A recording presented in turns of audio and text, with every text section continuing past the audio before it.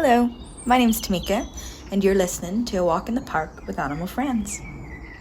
Welcome back, Sam. So we know that it's recommended to brush our dog's teeth.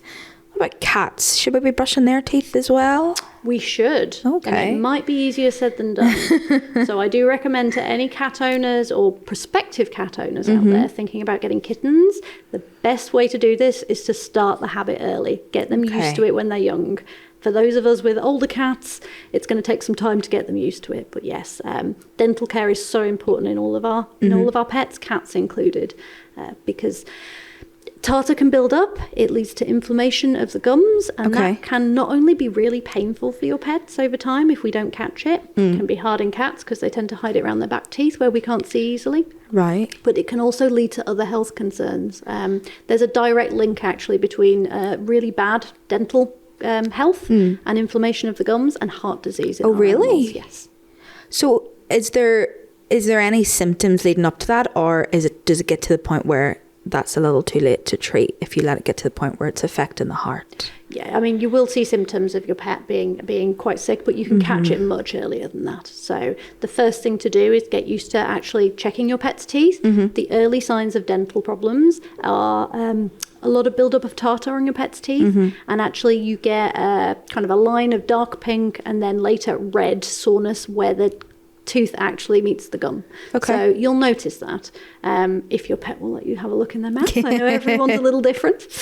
But the next things you'll see will be changes to how your pet eats. So they might lose their appetite, and actually it's because it's painful for them to eat. They might drop their food. Cats that are sore might try and chew their food, but actually just drop it back down again. Or you might find that they're coming to their bowl quite hungry, taking one or two bites and then walking away. So the way they eat will change. And that early symptoms of kind of oral pain, of mouth pain when they're eating, that's the time to really catch dental disease before it does get any worse and cause those kind of more severe problems. Okay, so weird question, Sam.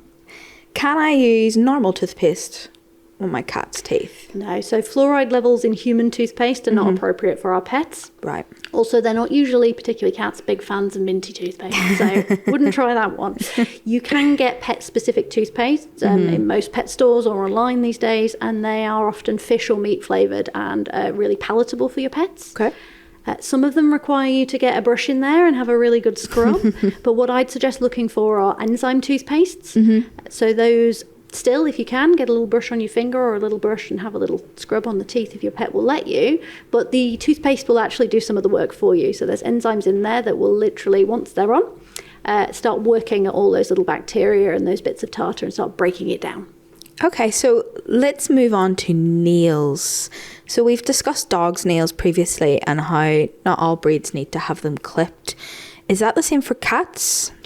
Do they need to have their nails clipped at all? So most cats shouldn't need their nails clipped. Okay. I know the more we've kind of brought cats indoors, and particularly those indoor cats that don't go out and about, we almost we want to love them by doing these things, giving them their manicures, their pedicures, but actually their natural behaviour should sort their nails for them. Okay. So scratching. The reason it's so important to have scratching posts and appropriate scratching furniture for your pet is because that's how cats keep their claws sharp. And they should be sharp because they are natural hunters, and they keep those claws out of the way when they're not using them. So they shouldn't cause any issues. When a cat can't keep their claws in good condition, either because there isn't anything appropriate to scratch, they might be trying it out on your furniture instead, so that's a good warning sign, or when they're maybe getting a little older or they've got arthritis in their feet, at that point those nails will start to overgrow, and then we do need to support them with some clipping. Okay, and then how do I don't own a cat, just like Patricia, I'm allergic to them, unfortunately, which makes me really upset. So how do cat owners know when it is time to intervene with those nails? Because I know cats can keep them quite hidden, can't they? So exactly, you should not be able to see your pet's nails when they are walking around if they're a cat. They get retracted inside a little sheath, and it's only when they need to scratch that they can kind of choose to put them out. If your pet is walking around and you can see those claws, there's a problem. They can't retract them. And that might be that at that point we're starting to see signs that our pet does need support with clipping. Okay. The other thing to keep an eye out for is dew claws on cats. So particularly as cats get older, they can start to curl around. And that can actually dig back into the leg or into the nail bed, and that can be quite uncomfortable. So any signs of limping, of changed activity levels, your pet suddenly doesn't really want to walk, at that point, one of the things I would be doing is checking your cat's claws. And then, do they have a quick in their nails like dogs do? They do, yes. Okay. So we need to be a little bit careful about clipping if we're going to try it at home. I can imagine that would be, is it similar to dogs in terms of you can stop the bleeding at home? Yeah, actually with cat's claws, the biggest issue will be getting them to sit still long enough for you to put that pressure on. But again, same advice I gave for our dog owners is have a spare pair of hands to help restrain your pet so they stand still during the process. Plenty of treats to keep them still. Okay. And make sure you've got the right size clippers, so you want something nice and small for a cat nail, and that you're confident in what you're doing before you start. If you do hit a quick, don't panic. Just pop a little bit of pressure with a damp cloth or some damp tissue on there, and after a couple of minutes, that bleeding should stop. So other aspects of grooming, Sam, we spoke about bathing our dogs previously. What about a cat? Can I just bathe a cat? Good luck to you. If you're going to try that, 9 out of 10 cats are not going to be a big fan of a bath. And in all honesty, they shouldn't need one. There's going to be exceptions to the rule, those that have had a roll in something stinky or who do have a skin condition, or older cats who are struggling to reach around and groom themselves, particularly, might get dirty and need a bath.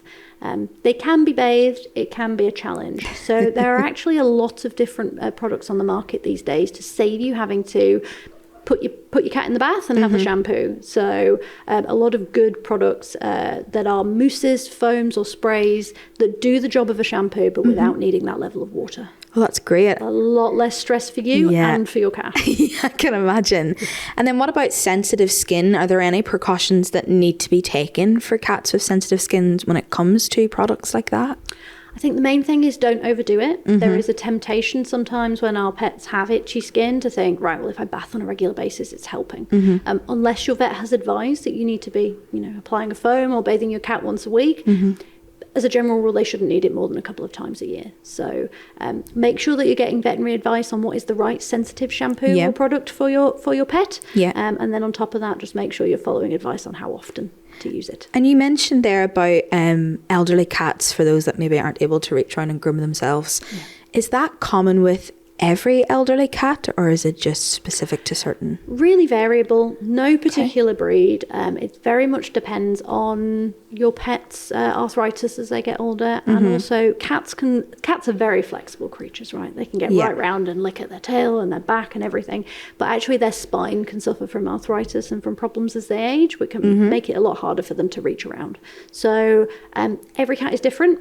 Keep an eye out. One of the first things you'll notice if your cat is struggling is they'll start to get a little bit matted along their back. And if they do, at that point, chances are you're going to need to support them in keeping themselves clean. Perfect. Thank you so much, Sam. No problem. Thank you to all of our listeners. You can find out news about our podcast on our Instagram or TikTok handles, which is at Animal Friends Insurance, or on our Facebook page at Animal Friends Pet Insurance.